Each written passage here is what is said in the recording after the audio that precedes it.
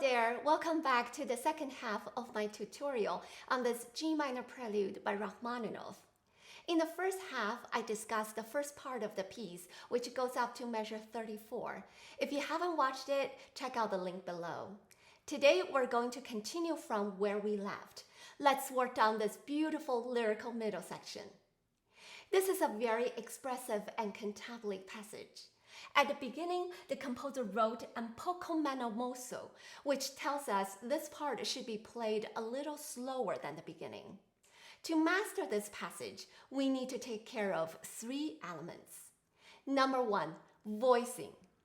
Rachmaninoff likes to use counterpoint in his composition, and this is exactly what we have in this passage. There are multiple voices and melodic lines going between the left hand and right hand, and we should show them. At the beginning, it's fairly simple, just right hand playing the melody.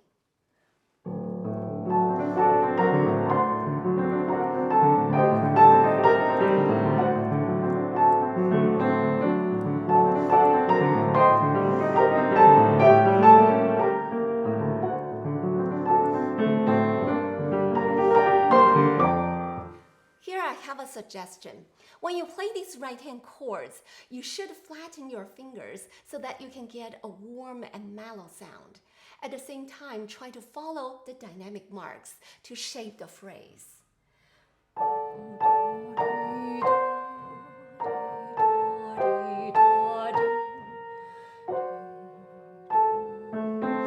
And then here we actually have a small counter melody.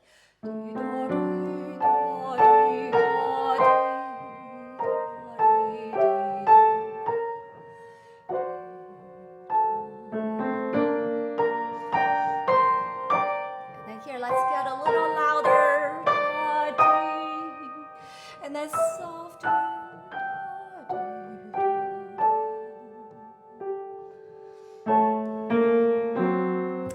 Then things get a little complicated from measure 41.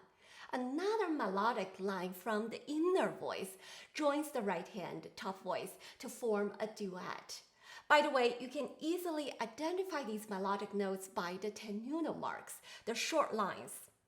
A very good way to practice the voicing here is to play the left-hand melodic notes with the right-hand top voice and listen to how they interact with each other. So I'm going to show you from measure 41. And left-hand comes in.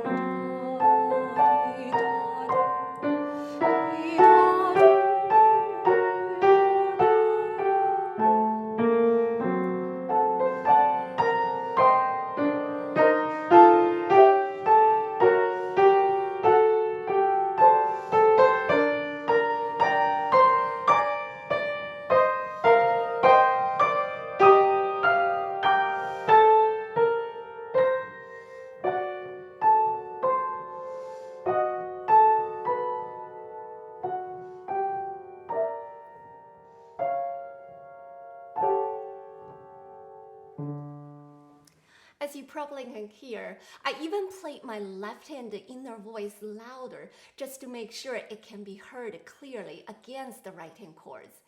But of course, you can choose which voice you want to highlight. That's the beauty of voicing. There can be many possibilities. The second element is the left hand arpeggios. Anytime you want to create an expressive and beautiful melodic line, you need to have a smooth and even background, just like you need to have a clean canvas in order to draw the best picture possible. I have to say these arpeggios are harder to play than the right hand because some of the hand positions are awkward, and later you also need to bring out the inner voice. So first, let's make sure you have a good fingering to start with. I'll show you mine. But please keep in mind, the shape and size of our hands are all different, so there's no such thing as one fingering fits all. Use my fingering as a reference, but feel free to make adjustment so that it fits your hands the best. I'm going to play the left hand slowly so that you can see the fingering better.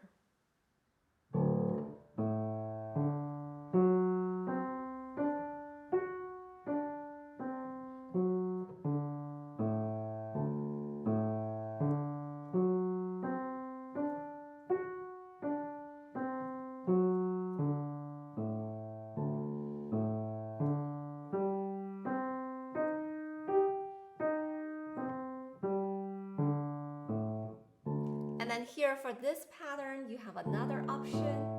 You can go 4, 3, 2, 1, 2, 3, 4, 1,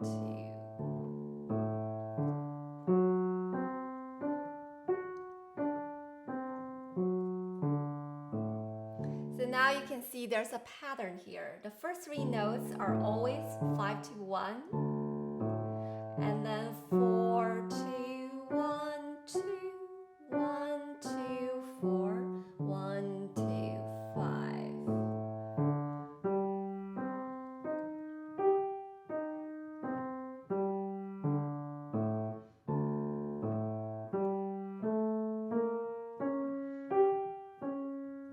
And then 1, 2, 5, 2, 1, 4, 2, 1, 2. And the next 2 measures are very similar, so I'm going to fast forward to measure 41.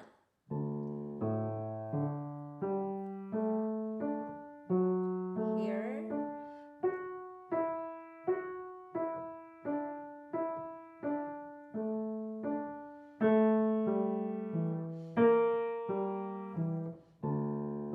And this is the same as beginning.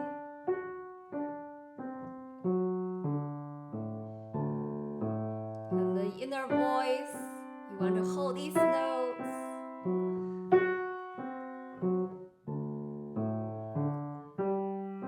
And then emphasize on that.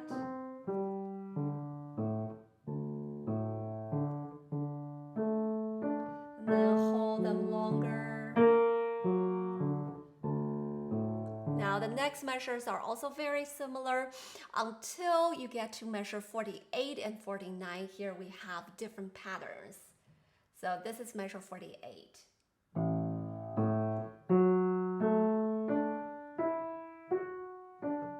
See, the notes are further apart.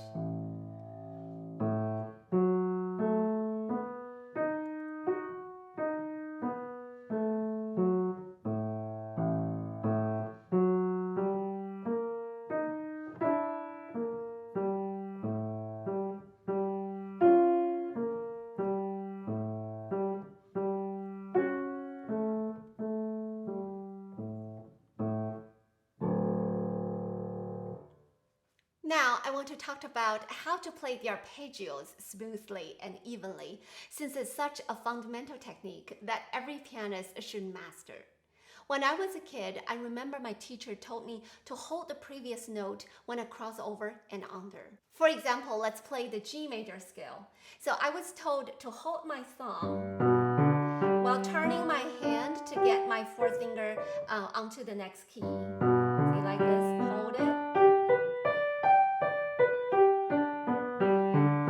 And the same thing with the right hand, I need to hold my third finger while moving my thumb under.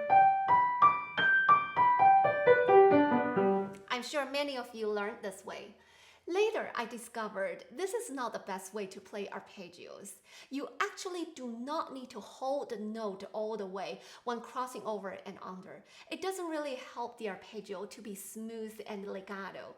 Some younger students end up moving their elbows awkwardly when trying to connect the notes. Like this. So let me clarify. A better way to play the arpeggio is to let go of your thumb a little sooner and just move your hand over like a gliding motion. See, like this. At the same time, you want to match the sound and touch between your thumb and the fourth finger so that there's no accent.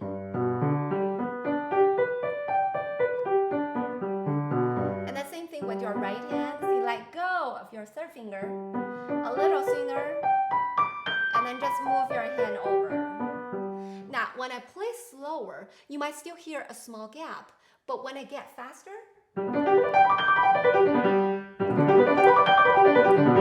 see, it's gone. Everything is very smooth. So the benefit of playing this way is that it feels a lot easier and your hands are more relaxed and you're less likely to make accent. So going back to this passage, you can let go of your thumb a little sooner and just move your hand over. See?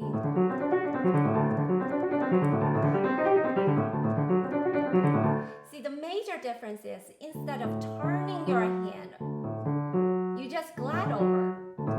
See? And then coming down. Instead of turning this way, just move over. See?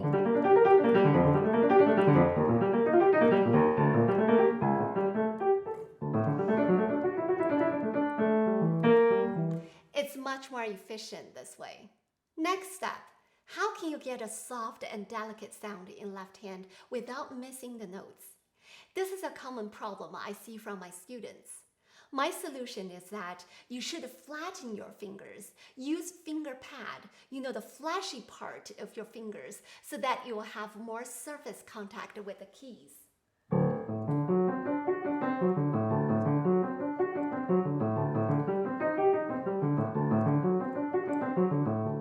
And to lighten up your touch, don't play all the way down, only go halfway down. And of course, it takes a lot of practice to get the perfect control.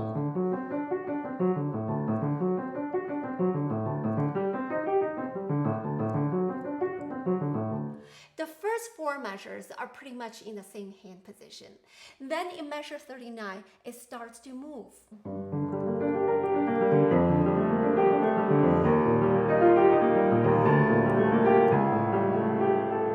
Personally, I like to bring out the bass notes in left hand because they provide such a warm and rich harmonic support to the right hand. So try to give a little more weight to your pinky.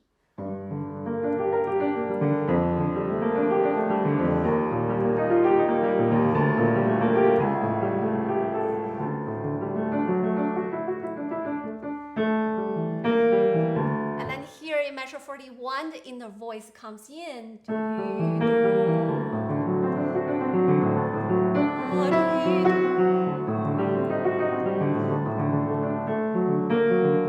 You definitely want to emphasize those notes, bring them out. Meanwhile, try to play all the other 16 notes as soft as you can so that you have a really nice dynamic ratio.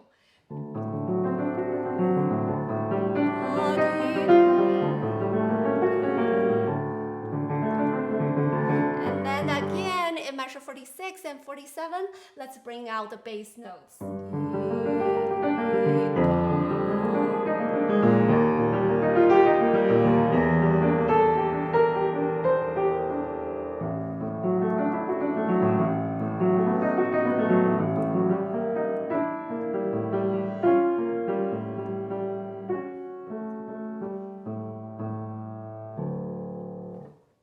If you want to add more colors and more depth to your playing, work on the left hand.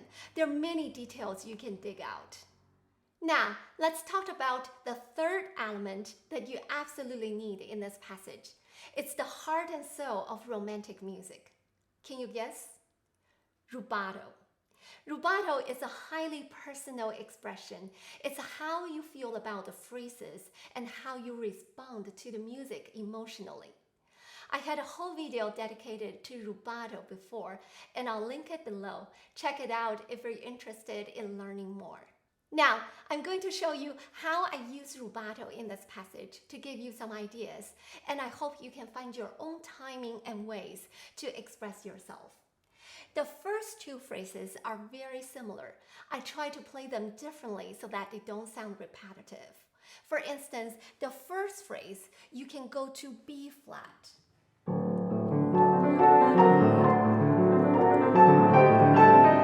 This note.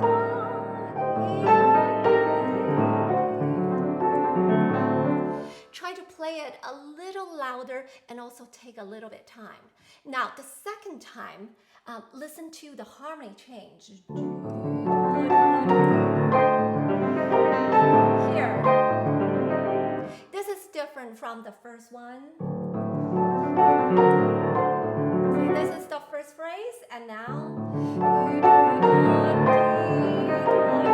So you can slightly emphasize on this chord and also take a little bit time, and the next measure, just let it flow.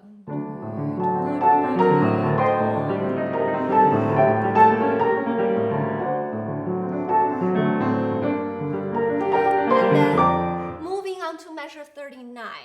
Let's bring out the bass note in left hand and crescendo in right hand.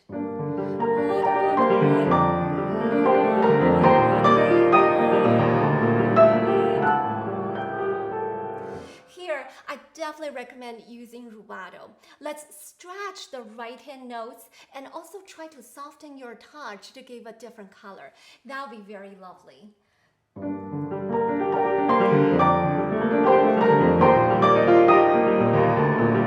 Take your time here.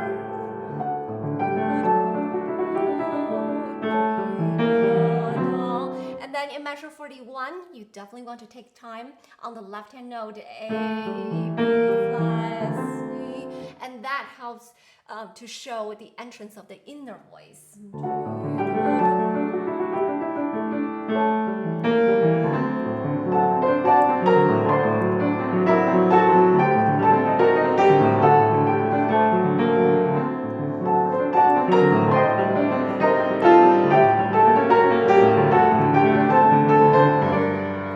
Now, remember, one of the principles of using rubato is that we have to maintain the balance.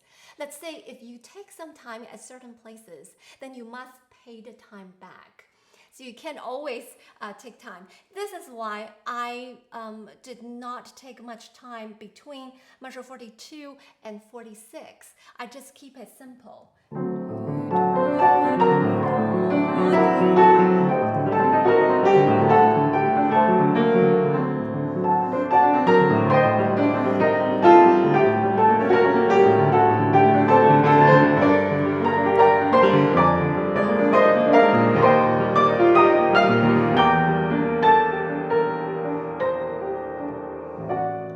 And then here in measure 47, this is where you need a lot of rubato.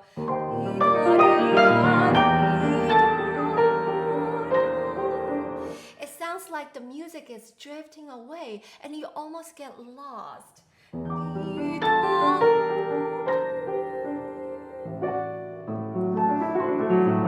And when you finally resolve to the next chord, it sounds so satisfying. So let me show you this part one more time.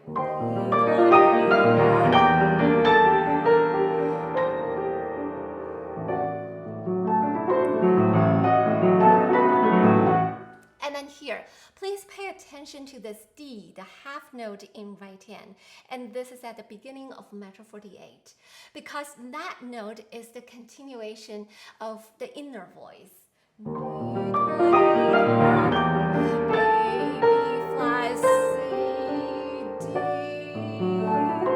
and then D sharp.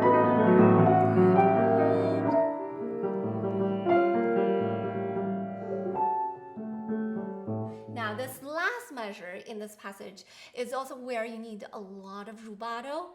I like to roll the last chord, this one, just to soften the sound. It's totally optional. You can play as written, but I just like the arpeggiated effect.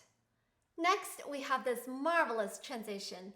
It starts really soft and slow, so use una quarta here, the left pedal.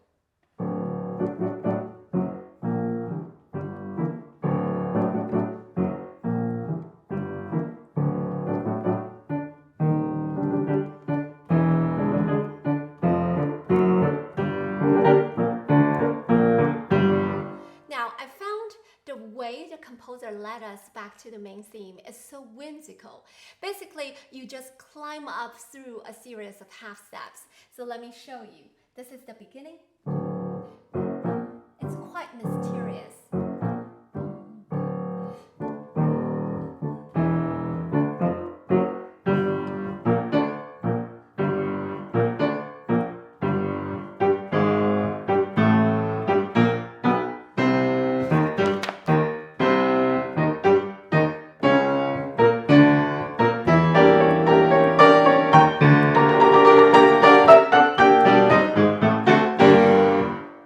Love it.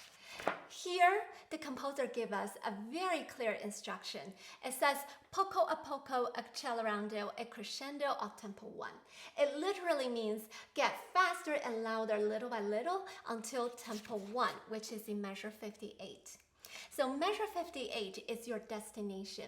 This is where you have to reach the original tempo, same as the beginning, and build up your dynamic to forte. So you have 8 measures to get here, a long way to go.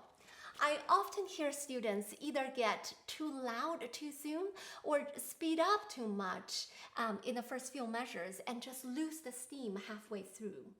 If you want to make this transition really exciting, you have to be patient. Pace yourself and don't give away too soon. For example, the first 2 measures, just stay quiet and slow. Don't make any change.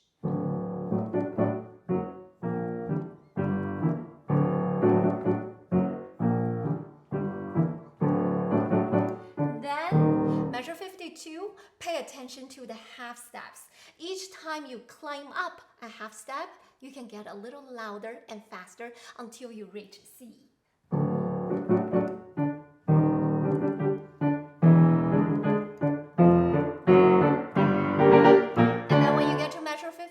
You can leave out the winner quarter, the left pedal, but still control the sound with your fingers. The dynamics should be somewhere between mezzo piano and mezzo forte, so it's not loud yet.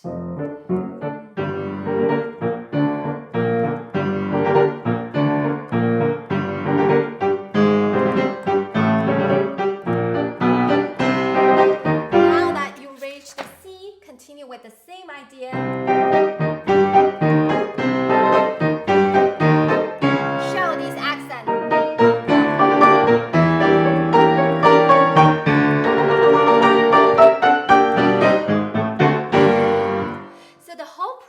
Should happen gradually. And when you finally reach these 7 repeated chords, this is your peak.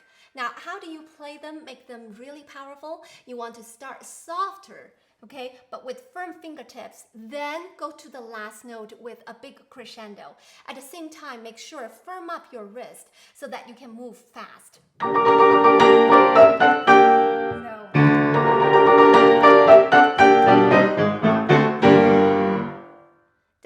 Section from measure 64 to 71 is exactly the same as the second page, measure 17 through 24.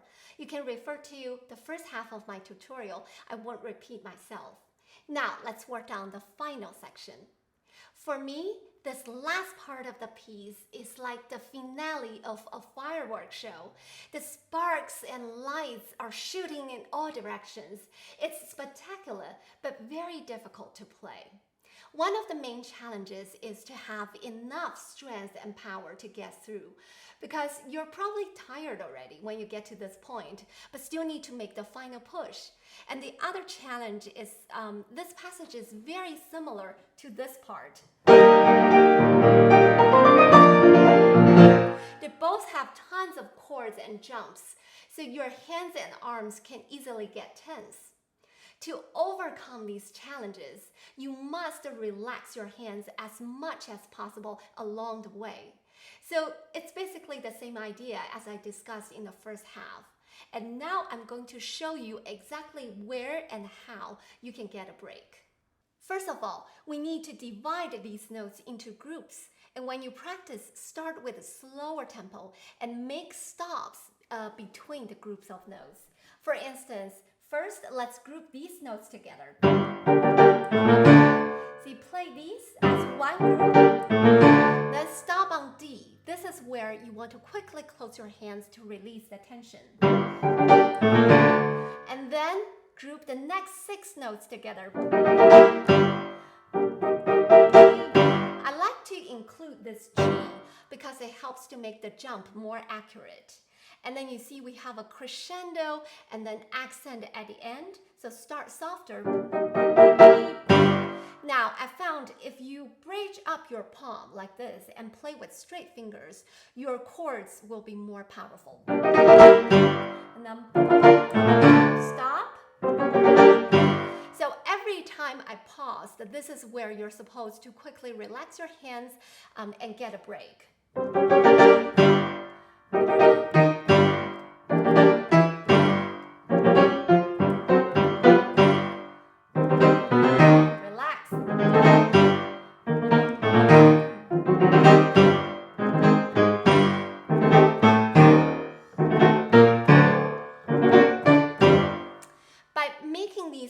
pauses, you train yourself to remember where to get a break, where to relax your hands, and what notes should be grouped together and played by one gesture.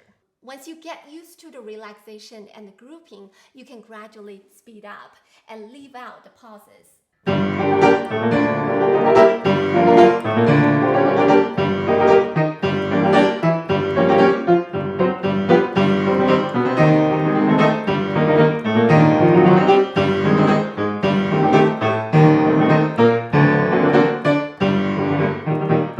And once you get to measure 78 and 79, use a little rubato.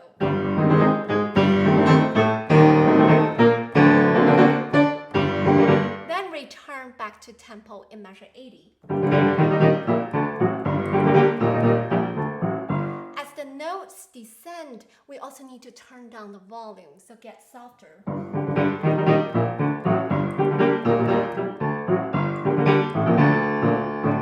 Then measure 82, you can try to bring out the left hand notes B flat and A, like here. And then a falling measure F and F sharp. That's what I did in my recording. Then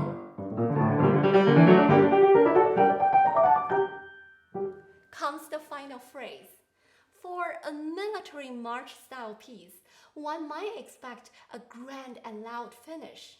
But no, Rachmaninoff really surprised us with a very light and playful ending. Very unexpected, but totally charming. So here you want to make sure your right hand notes are extremely light, but crystal clear.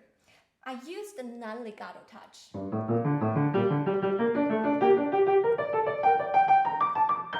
So that the sound is really crisp. And then also you can add the una quarter at the end. For left hand,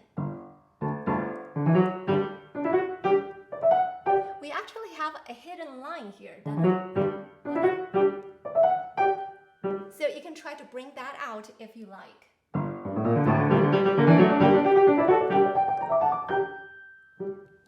Like that.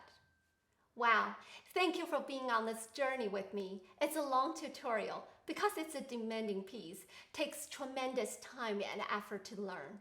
But trust me, you will grow so much, both technically and musically. I hope my practice strategies and tips will help you play more efficiently and more effortlessly. Feel free to leave your thoughts and comments below. I always love to hear from you. Happy playing, and I'll see you in the next video. Bye-bye.